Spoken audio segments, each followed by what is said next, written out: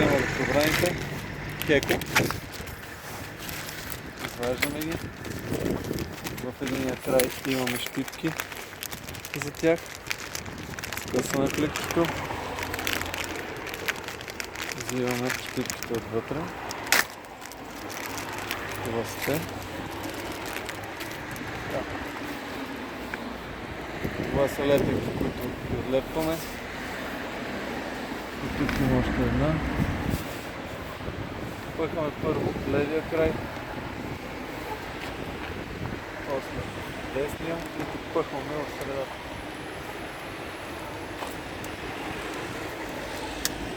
Монтажа е готов. Сега взимаме щипките.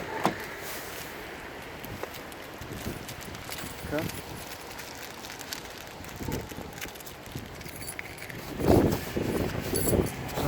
Така. И една отверка трябва за целта. Щипките имат зъбче. Това зъбче се слага към уплътнението отвътре на автомобила. Това е към ветробрана, външната част. Натискаме леко щипката. Слагаме с отверката. Така, монтажа е готов.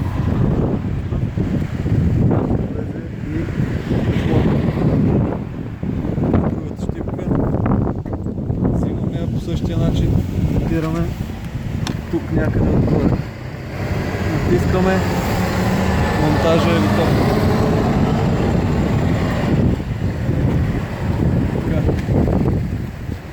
Взимаме задните. По същия начин разлепваме всичките лепенки. Така. Пъхаме от едната страна, след това от другата.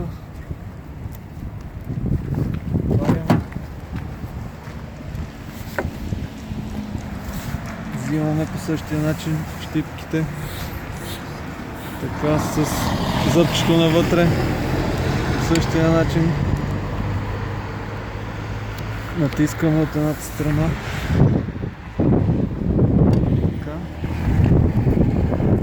Взимаме другата щипка по същия начин от другата страна.